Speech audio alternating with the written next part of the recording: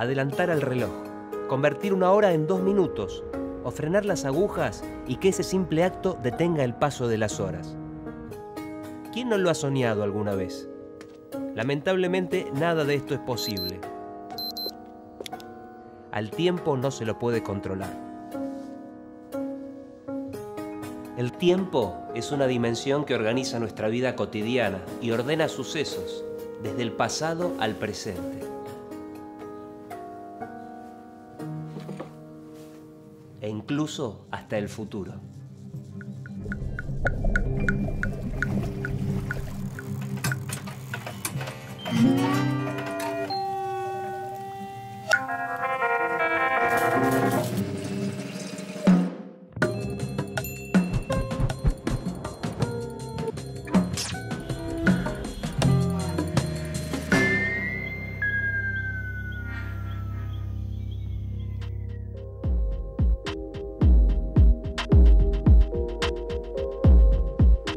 Lo primero que ayudó al hombre a medir el tiempo fue la naturaleza.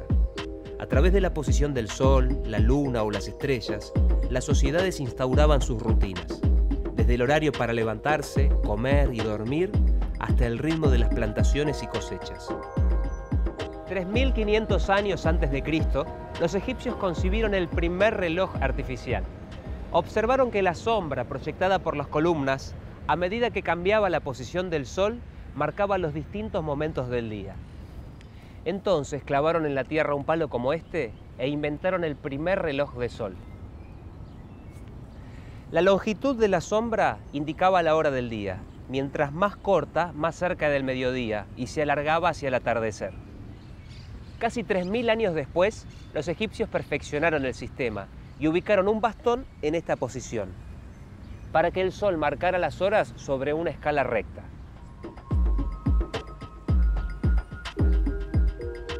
Pero, ¿cómo calculaban el tiempo cuando era de noche o estaba nublado?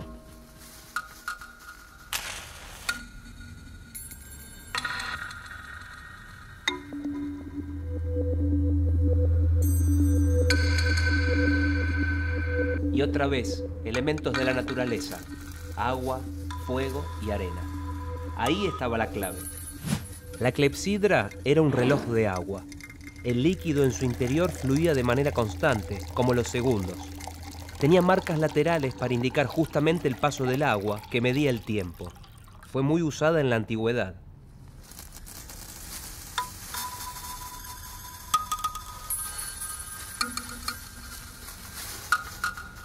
Los romanos, en cambio, medían el tiempo a partir de la velocidad con que se consumía una vela de cera marcada con números.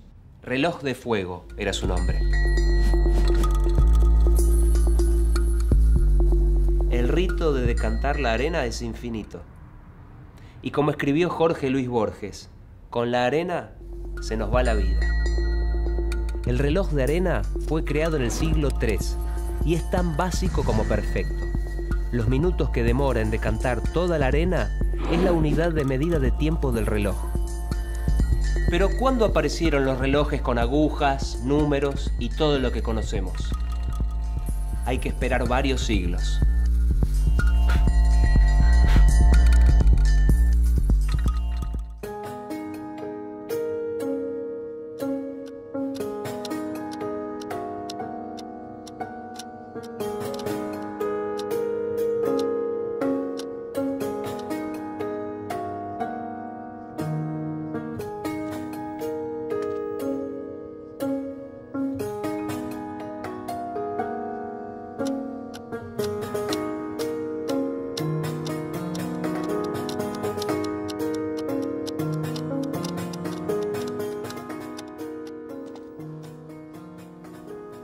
En ese movimiento está el corazón de los primeros relojes. Se llama mecanismo de escape.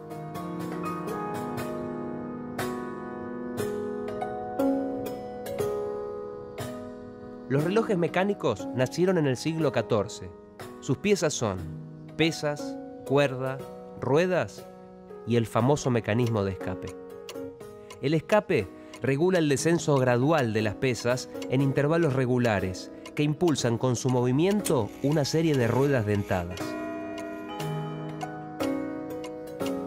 Parece una danza. Y todo ese engranaje produce el avance de la hora.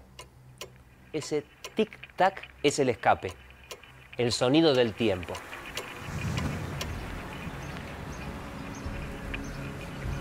En sus primeros modelos eran tan grandes que solo se instalaban en las iglesias, catedrales o lugares públicos de las ciudades más importantes de Europa.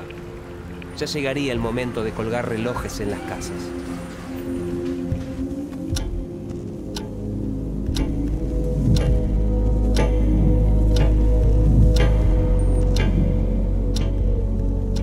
Con solo observar un movimiento como este, a Galileo Galilei, en sus últimos años de vida, se le ocurrió que se podía crear todo el mecanismo de un reloj. En 1656, en Holanda, el científico Christian Huygens iba a tomar el envión de Galileo para inventarlo.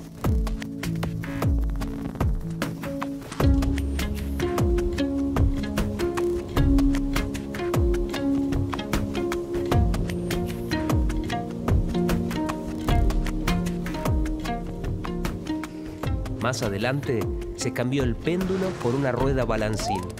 Esta innovación determinó la evolución del reloj portátil.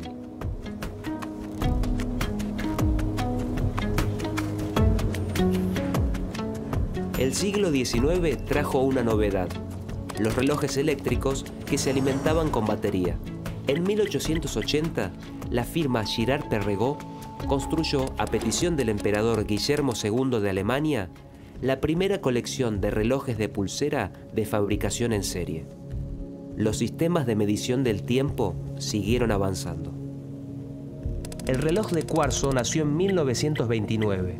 Su funcionamiento se basa en la vibración mecánica que experimentan los cristales cuando se los somete a la acción de impulsos eléctricos. Es de alta precisión, tanto que desfasa solo 1 milisegundo al mes.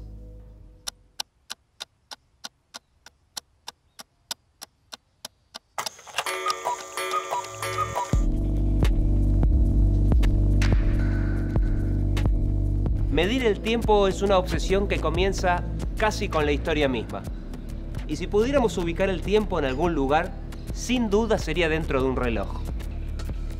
La unidad del tiempo en el sistema internacional es el segundo, que se simboliza con la letra S. Pero, ¿cómo sabemos cuánto mide un segundo? El Sol y los astros tienen la respuesta. Distintas civilizaciones calculaban el paso del tiempo asociándolo a un fenómeno natural y cíclico, el periodo en que la Tierra daba una vuelta completa sobre su eje. La hora fue definida como la 24ª parte de un día, y por lo tanto el segundo como la 86.400ª parte de un día. A fines del siglo XIX, los grandes estudiosos y observadores de la época se dieron cuenta de que el día solar era inestable y que las mediciones que se derivaban de este patrón perdían precisión y exactitud. Encontraron un culpable: la órbita de la Tierra. Si la órbita de la Tierra fuera circular, sería más pareja. Pero en una elipse, la física obliga al planeta a acelerar y desacelerar todo el tiempo. En las puntas es donde más evidente se hace. Cuando está más cerca del Sol, en el perihelio, se mueve a su mayor velocidad, y en la otra punta, en el afelio, se mueve a su menor velocidad.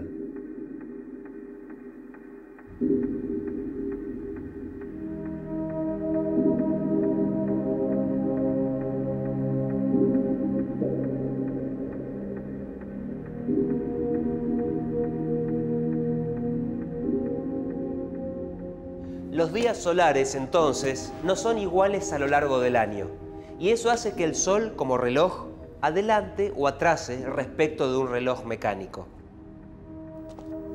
¿Hacia dónde miraron los científicos, entonces? Hacia el cielo, pero de noche.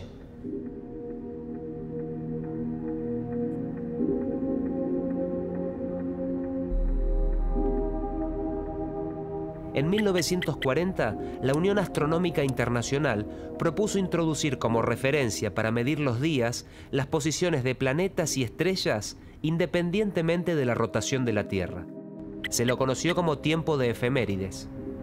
En 1955 definió el segundo como una parte del año que se inició a las 12 horas del 31 de diciembre de 1899. En 1956, el Comité Internacional de Pesas y Medidas adoptó la misma definición de segundo.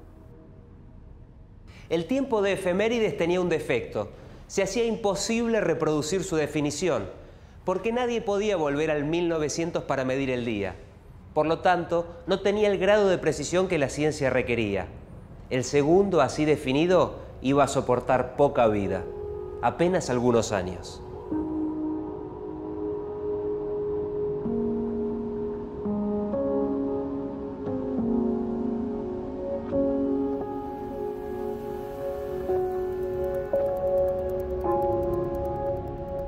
En la constante búsqueda de precisión y exactitud para medir el tiempo, los científicos comenzaron a observar las características del mundo microscópico, y en el siglo XX, las oscilaciones del péndulo y el cuarzo, que marcaban el paso de los relojes, fueron reemplazados por propiedades de los átomos, más puntualmente del cesio. Así nacía el reloj atómico, que en la actualidad es el aparato más exacto para medir el tiempo. Los más precisos tardan 100 millones de años en fallar un segundo. En 1967, en la 12ª Conferencia General de Pesas y Medidas, el segundo abandonó su vínculo con los fenómenos astronómicos y comenzó a medirse a través de la radiación emitida por un átomo de cesio. El segundo se define entonces como la duración de 9.192.631.770 períodos de la radiación emitida en la transición entre los dos niveles del estado fundamental del isótopo 133 del átomo de cesio a una temperatura de 0 Kelvin. Si bien el segundo es la unidad del sistema internacional que mejor se mide, hoy en día las tecnologías asociadas a la medición del tiempo siguen avanzando hacia la era de los relojes ópticos. La hora así alcanzó su mayor precisión, en un presente que de tan avanzado casi es futuro.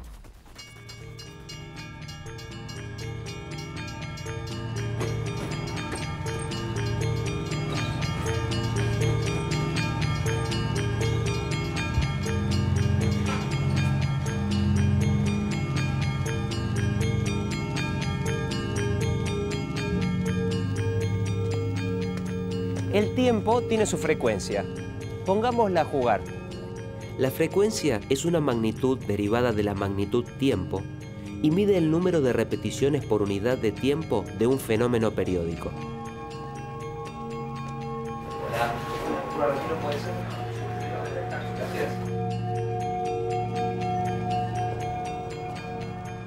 La frecuencia de un suceso se mide en Hertz, en honor al físico alemán Heinrich Rudolf Hertz. Un Hertz es igual a 1 dividido un segundo. O sea que un Hertz es la frecuencia de un suceso o fenómeno repetido una vez por segundo. Así, un fenómeno con una frecuencia de 2 Hertz se repite 2 veces por segundo. El tiempo entre dos repeticiones sucesivas recibe el nombre de período y se denomina con la letra T. Y la frecuencia es igual a 1 dividido el período, T.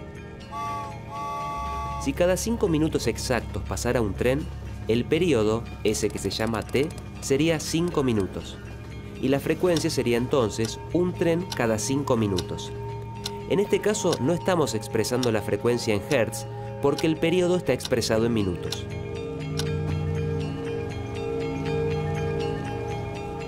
Para saber cuántos trenes pasan en el transcurso de una hora, solo tenemos que multiplicar la frecuencia en Hertz por una hora expresada en segundos. Partamos de que en 5 minutos hay 300 segundos y en una hora 3600. Entonces pasan 12 trenes por hora. Generalmente, en forma cotidiana, el cálculo que hacemos es de 60 minutos sobre 5 minutos. Igual nos da 12 trenes por hora, pero sin darnos cuenta de que estamos haciendo el cálculo de la frecuencia, aunque sin mencionar los hertz. Justo a causa de un tren como estos, el tiempo se convirtió en una magnitud de consenso mundial. Se trata de un viejo cuento que sucedió en Inglaterra. Una tarde de 1878, el ingeniero canadiense Sanford Fleming esperaba en la estación de Greenwich un tren que nunca iba a llegar.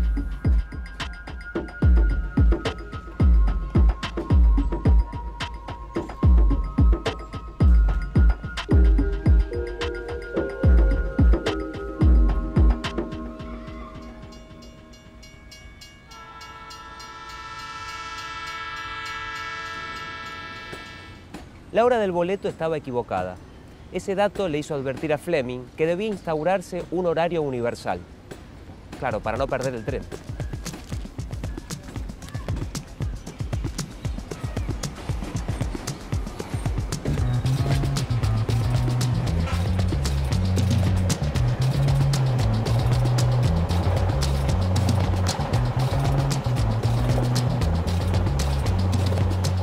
Hasta ese momento, cada ciudad determinaba su hora sin tener en cuenta qué acontecía en otras regiones o países. El tiempo no se compartía, pero el ferrocarril los enfrentó a un problema difícil de solucionar. Si un pasajero se subía en Roma a las 12, al llegar a Florencia unas horas después, iba a tener que ajustar su reloj, porque el horario ya era diferente.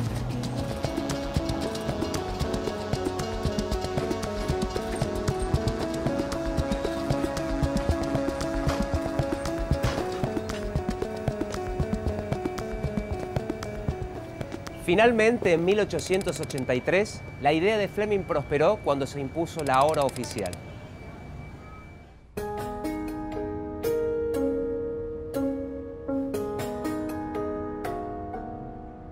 Gracias a su insistencia, la Tierra se dividió en 24 zonas horarias, que toman como línea de partida el meridiano que atraviesa Greenwich, justo la ciudad en la que Fleming perdió su tren. La diferencia entre las zonas es de 1 hora. En esa región todos los relojes indican el mismo horario. Si avanzamos hacia el este, en cambio, deberemos adelantarlo y hacia el oeste habrá que atrasar las agujas. Los límites de las zonas horarias reales no son líneas rectas verticales, sino que se adaptan a las fronteras internacionales para facilitar las actividades de la región.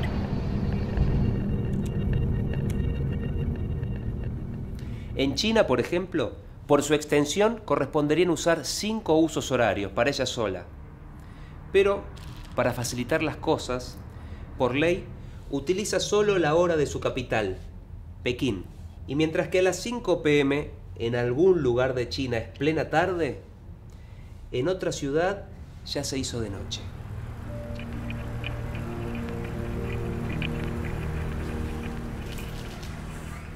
La hora se sincroniza en todo el mundo a través de múltiples relojes atómicos. El Buró Internacional de Pesas y Medidas, en Francia, es el encargado de mantener un horario sincronizado en todo el mundo. Se lo denomina TAI, Tiempo Atómico Internacional. Se trata de una escala de tiempo uniforme y estable que se nutre de la información de 400 relojes atómicos distribuidos por todo el mundo en distintos institutos nacionales de metrología. Así se establece un tiempo universal coordinado. Se lo conoce como UTC. En Argentina, el encargado de mantener la hora oficial es el Observatorio Naval Buenos Aires. El Observatorio Naval da la hora y el INTI mantiene el patrón de tiempo.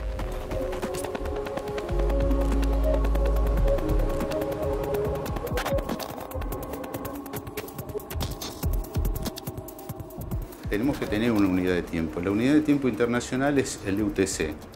Lo que se hace es una comparación entre relojes que están ubicados en distintos países del mundo, que constituyen alrededor de 400 relojes. La forma de hacerlo es a través de un sistema satelital, GPS, y bueno, yo tengo información. En este momento acá yo estoy viendo los distintos satélites, son el 20, el 8, entonces en fin. Cada uno de ellos me aporta datos. Esos datos yo los comparo contra otro instituto, en este caso un instituto que está en Estados Unidos. ¿Cómo hacemos con tan larga distancia para compararnos? El medio para compararnos es a través del satélite, justamente. Supongamos que analizamos el satélite 4 y que en Estados Unidos en este momento están viendo el satélite 4. ¿Qué sucede? Hacemos una diferencia entre lo que se recibió en el USNO y lo que recibimos nosotros.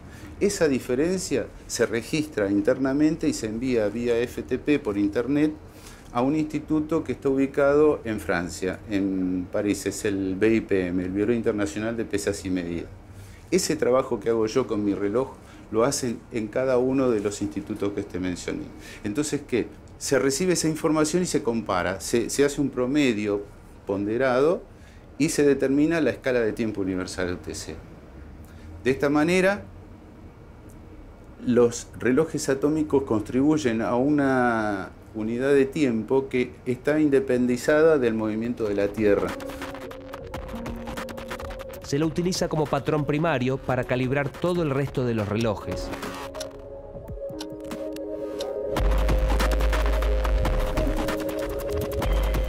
Y también como patrón de frecuencia en sistemas de posicionamiento global y redes de telefonía.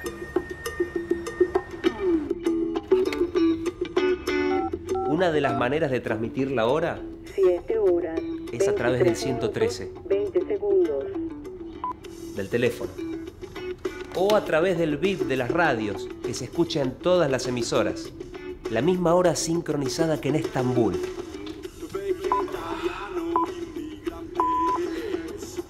Increíble.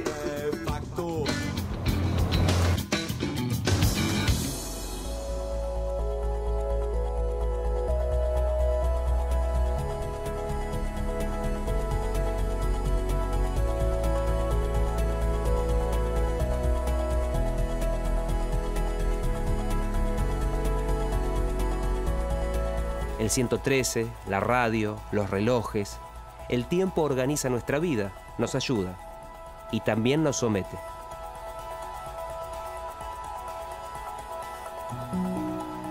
La clepsidra y su agua que fluye constantemente es quizás la metáfora perfecta del tiempo. Pero el tiempo a la vez es el mejor eufemismo de nuestra época. No se detiene nunca y va detrás del éxito, que en el idioma de los metrólogos, esos obsesionados por las medidas, es la exactitud de la hora. Y la tecnología sin duda es su mejor aliado. Todo un mundo interconectado a través de satélites que persiguen en relojes atómicos la exactitud del segundo. ¿Qué hora es? Terminamos.